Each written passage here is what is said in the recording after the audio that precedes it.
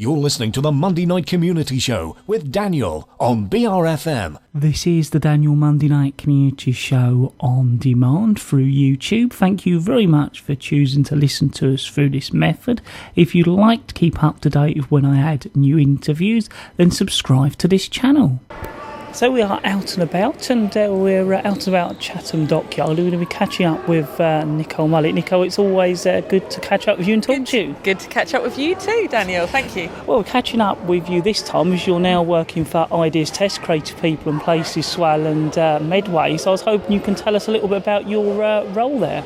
Yes, well, I am the Small Experiments Ambassador, and it's a rather lovely title, but basically means that I'm here to help people write their applications and proposals for the Ideas Test grant fund, in particular for those people who are looking at applying for their smaller grants. Although I do advise people for other ideas as well, because obviously I understand the general aims and objectives of Ideas Test, but I'm specifically there for people who perhaps are coming to this whole project anew and need a little bit of help with constructing their ideas so they're more likely to be selected. I'm just trying to think. Yeah, so and also I'm there to advise people on when their idea hasn't been selected, to give them feedback, right, so that they can reapply. So it could be somebody who's got an idea but they're not quite sure how they would apply or what you're looking for, and you'd help them to get it ready for applying. Yes, what our main aims are. For some people, for instance, who've got dyslexia, we can even do a face-to-face interview, and I write down what they're saying in the way they're saying it to help them get around that complication of finding it difficult to write. But yeah, mostly it's a case of people contact me, we can arrange to meet and talk through the ideas if they're really at an early stage, or perhaps if they've looked at the website and they've seen the 9 questions that we ask people to answer in their application, then they can send me a first draft through, and then I scan through it and give any kind of immediate feedback that I see, kind of obvious, areas for improvement, that sort of thing. So I was hoping you could actually explain to our listeners what Ideas Test actually is. Yes, sure I can. Well, basically, quite a few years ago now, Arts Council did a review of where they were spending their money. So they counted the number of people not only applying for grants across the UK, but also being successful in being rewarded grants. And what they found was that in certain areas, like, for instance, London and Brighton and Oxford, as would be expected because they were sort of cultural centres, they were receiving a large number of applicants and also a large number of successful applicants. But then they also found that in other areas, what we could call the cold spots, not only were there not that many successful applicants, but there were also not even that many people applying for Arts Council grants. And so even though those areas might be not urban centres, there were still proportionate numbers of the population, a lot of people living there, and as this is obviously public money, they felt it wasn't right that this money wasn't being spent evenly across the whole of the UK. So Arts Council created this fund, if you like, or they portioned off some of their money and gave it this lovely title of Creative People, Creative Places, and then offered it to multiple places across the UK to apply for, and especially those areas where less of their money was being spent. So Medway and Swale were identified as places where not many applications were coming in, and I think I'm going to not get this exactly right, but in the year of 2011, comparatively speaking, because Oxford area district has a similar number of residents, and in Oxford they received something like 60 applicants, and in the same year Medway and Swale they received only 10 applicants. So that gives you just a sense of the difference that they were experiencing. And so they created this fund, and then a number of arts organisations in Medway and Swale saw the advert for the fund and thought, hang on, we should go for this sounds like a really good deal.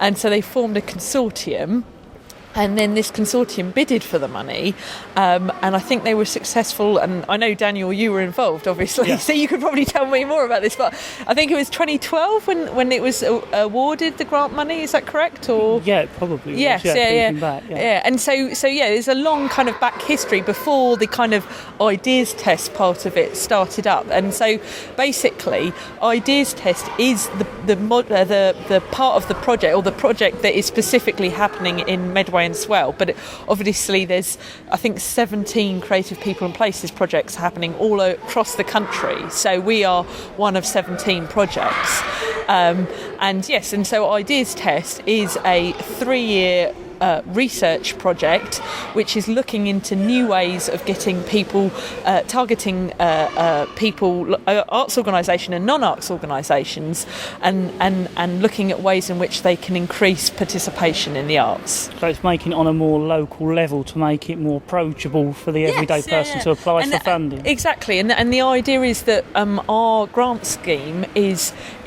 a lot easier than applying for a normal a grant, not only an arts grant, but in terms of just quantity of information you have to provide. We ask applicants to answer 9 questions, which are very straightforward questions, and also something like 750 words per application. So, that's perhaps at max 2 sides of A4. Whereas if you're doing a normal arts grant for the arts application for Arts Council, you're looking at least sort of 5 or 6 pages worth of writing, very specific, complicated questions where you have to justify many different things about what your project will achieve. So our grant is aimed at trying to skill people up and build their confidence, so that then hopefully they're more likely to be applying for the Arts Council grants thereafter once they're successful with us. So in some ways, the idea is, if you've got an idea, these 9 questions will help you split that idea up into a way that you can assess it. That's right. Is that kind of the process, and what is there more to it? Yeah, well, no, that's precisely it. I mean, basically, we have an official series of key aims that you can look at on our website, but we're looking for projects and ideas that are firstly innovative, i.e. doing something very different, not only for that organisation, but hopefully in comparison to other art projects that have gone before. Then we're also looking at how that idea is creative, because obviously in that we want projects to primarily promote cultural and creative activity. We want to make sure that that's the main emphasis of the project, and it isn't just a add-on, if you like. And then also it's a question of participation and whether it's increasing participation or not. And obviously some projects have higher audience and participant numbers than others, but we always want, when we're looking at a proposal, to really make sure that whoever's applying, that they've correctly sort of aimed their scale of their project, so they're trying to increase participation as much as possible for them. And then, of course, quality, which is a very difficult question to answer, but the questions that are part of the application process try and ask the organisation or individual who's applying how they're going to guarantee quality. Have they looked at what sort of artists they might be involving in the process, or just their methods of delivering a process, so that it isn't just kind of any old creativity, but really high quality, because obviously the more quality the creative act is, the more people are more likely to want to be involved. So that's a very important part of applications and projects. One of the other things I keep hearing about is community catalyst. So what role does that play? Oh well, yeah, that's something slightly different to the small experiment. So the small experiment is a grant for £2,000, up to £2,000. So people can apply for £600 if that's what they want. And the Community Catalyst is for grants up to £5,000, and that's slightly different because in order to apply for that, you have to be nominated as a catalyst. And basically, the idea of a Community Catalyst is somebody who's very much a type of person who gets other people actively involved in things. So a kind of a leader, if you like. It doesn't have to be official title. It's just somebody that perhaps lots of people know and recognise, and it's the sort of person that's always there and visible in the community. So a nomination process is very simple. You just need a colleague or a friend or somebody who knows, who can vouch for your own activity, to send us an email and nominate you. And then you're allowed to apply for up to £5,000. But the only difference with those sorts of applications, it's the same 9 questions, but there's an extra question which basically asks, how is your project going to get other people actively involved? So whereas the small experiment, I mean, obviously we're all looking for participation on all projects, but with the Community Catalyst and obviously with the slightly more money, we look for more sustainable impact on other group members, and how beyond the activity, how other people can continue doing whatever creative act it is beyond that project, so that you can prove its legacy, if you like. So that's the Community Catalyst grant. So again, it is the case, if people have an idea and think they'd like to get funding for it, the best thing to do is to talk to you, and you'd advise them what is the best time to apply and how is the best way. Basically, we normally have 3 grant rounds a year. We've just had one in May, so we've literally, the decision panel has just met. So the next one is going to be in September. So there's a fair amount of time, but obviously it's a really good idea to start speaking to us as soon as possible, because in order for us to be able to give you advice, it's a long conversation. I work part-time, I'm 2 days a week, so I have to arrange my meetings in advance, and I'm quite happy to come out and meet people where they are. So we have offices in Faversham, but I can come to anywhere in Swale or Medway, but in order to have a proper conversation and then allow the applicant time to take on board what was said and then change or restructure their draft, it's best not to leave it till the last minute, i.e. the week before the decision panel. But yes, so you can arrange to, if you email me, my email is nicole@creativepeopleplace.info, but you can find that on our website, or phone the office, and Cassie, who's our coordinator, will arrange you a date, basically. I think one of the ideas behind your Creative People Places Ideas Test was to support people more than perhaps what they'd normally get, because one of the things is people often apply for grants and write about how they're going to be tied down or committed to what they've got to do, or whether they can fulfil it. And I suppose the idea is you're on a local level, so that you're there to support them through that process. Yes, I mean, for instance, we're the whole end goal is that we give people the skills and confidence so they can go it alone. But in many of the different projects, I've done various assisting roles in order to show those project managers my skills and how I would do it.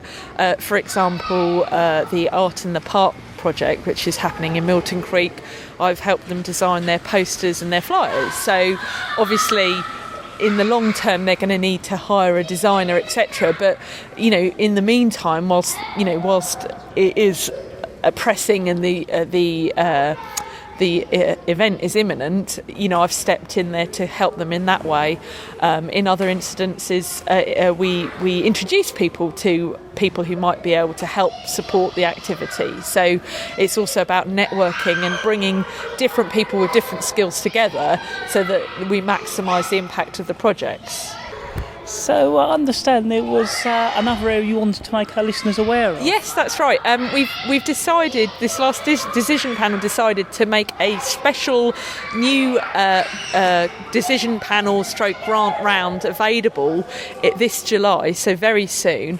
But this is specifically for projects and proposals to do with the Family Arts Week, which is a national event that happens in October. I think it's early October. So we're looking for proposals from people who are very keen to attract more families, adults with young children, to their either venue or project, etc. And the activity or proposals would have to happen around the Family Arts Week. So that's one of the criteria. But beyond that, it could be anything and everything, as exciting and innovative as possible. But yeah, please contact us soon, because we're planning on having a decision panel on that in July. So less or just about a month's time. But yeah, that's exciting new news, and I think that something like 20 grand available there. So up to 10 small experiments could be possibly awarded as part of that application process.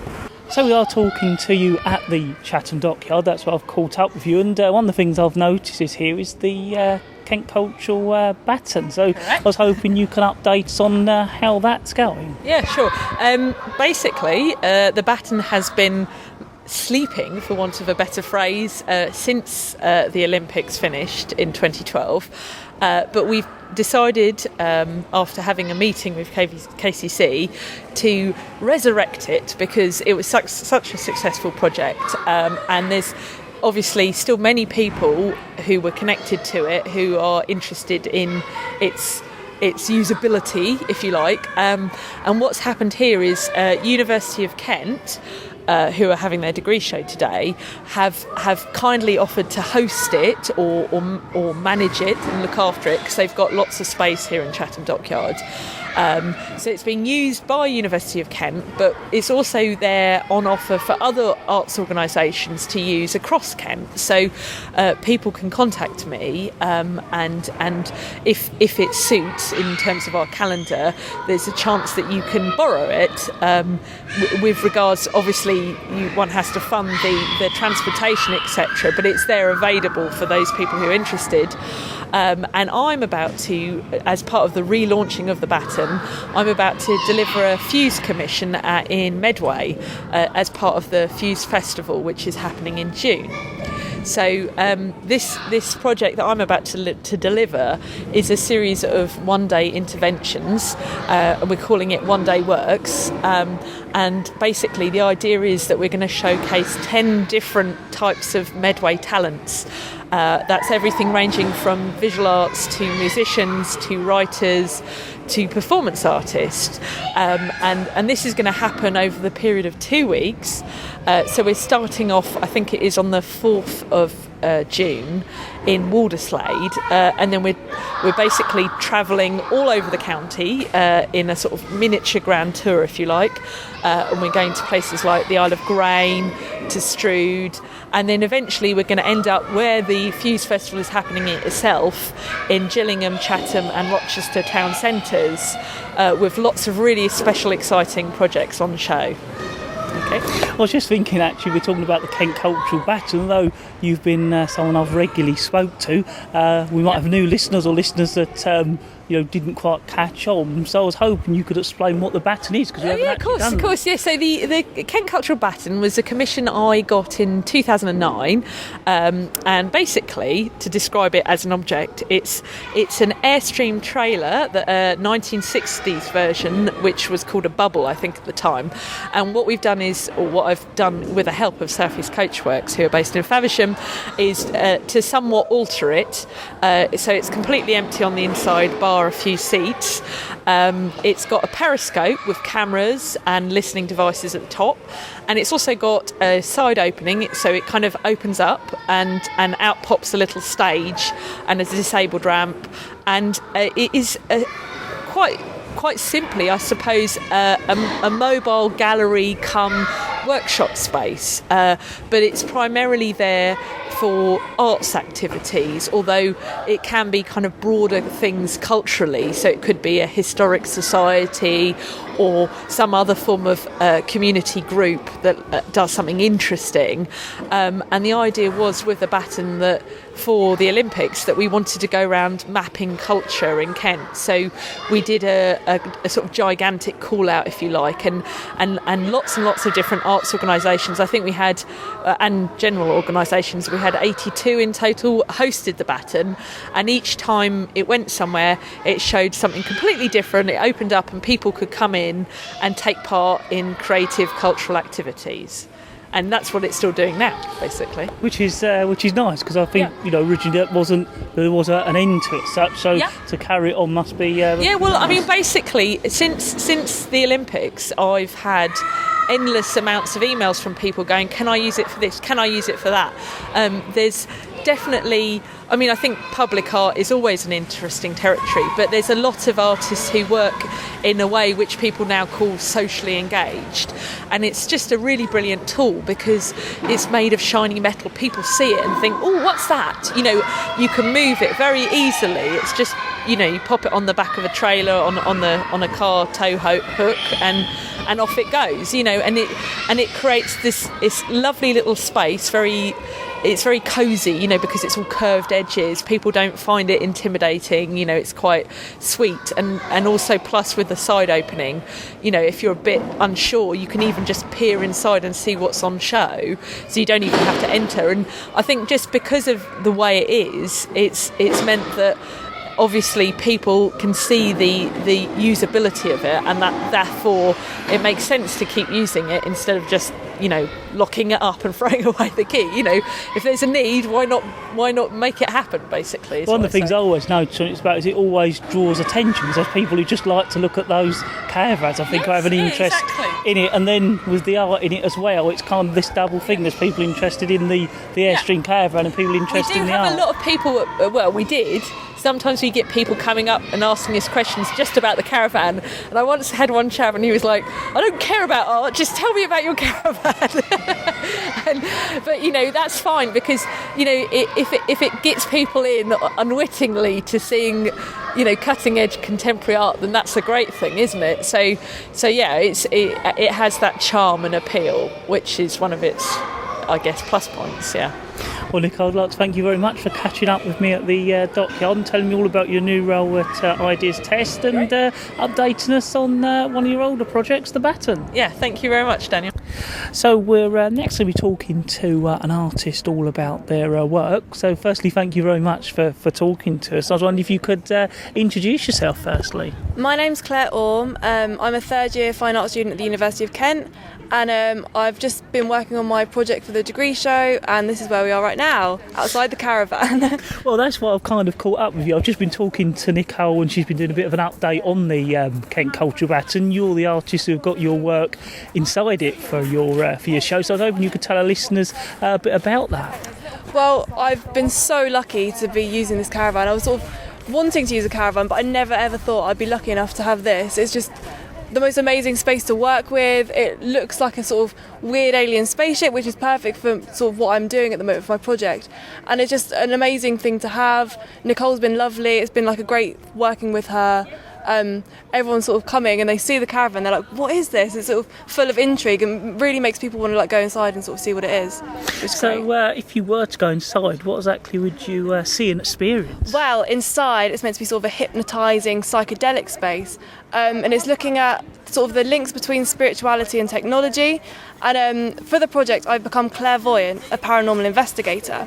And in the caravan is a video which it works with the... I've written a script from the Most Haunted programme when they did a séance in the Chatham Historic Dockyard. And I wrote a script from this, and then the video sort of reimagines this through visualising the speech, and then some of it I've turned into Morse code, and it's meant to be kind of like a hypnotising psychedelic space, kind of reflecting the way that technology is kind of imposed on us at the moment, sort of and all the colours and sort of craziness, and sort of so the caravan, a silver caravan, is the most perfect place to have this in. Now, one of the other interesting things, I've just been upstairs on the upper floor, and there's a piano up there, and I understand that's another part of your work. Yeah, the piano upstairs is actually a pianola. And what I did with that is I've composed a piece of music for it using rubbings of the floorboards. So I did rubbings of the floorboards, then turned that into a MIDI score, and then I got that perforated onto a piano roll. So when I perform on that, all you'd have to do is like pedal, and then the piano plays the roll itself. So it's called kind of like a ghost piano, which is great. No, it certainly sounds great, and I think it's always good to create an atmosphere around the piece of artwork, which is, I assume, what you're trying to do. Yeah. So like when I'm going to be here at the exhibition, I'm going to be dressed in character as clairvoyant. And so hopefully I've already had quite a few people today coming up to me telling me about ghost stories that they've experienced, like maybe in their homes or even on the dockyard. So it's kind of getting kind of the public sort of involved in the piece and kind of learning more about the dockyard and the area and sort of the ghost stories. So I know you want to talk a little bit about the Tone Festival next. Yeah, I got the commission to use the Baton for the Tone Festival. So that's in sort of the end of June, 20th to the 22nd of June, and I'm going to be sort of redoing this piece, maybe adding bits, see how it goes this week, and then kind of work on it and develop it for the Tone Festival. So yeah, that's really exciting, and there's going to be so many other like artists, really interesting artists performing and doing installations, so I'm really excited about that, to kind of work with them and talk to everybody around it. I think it'll be like really exciting time. So, well, if our listeners would like to find out a bit more about your work, do you have a website they can have a look at? Yeah, my website's claireorme.com, so that's CLAIREORME.com. Well, thank you very much for telling us all about your work today. Thank you very much. Thank you.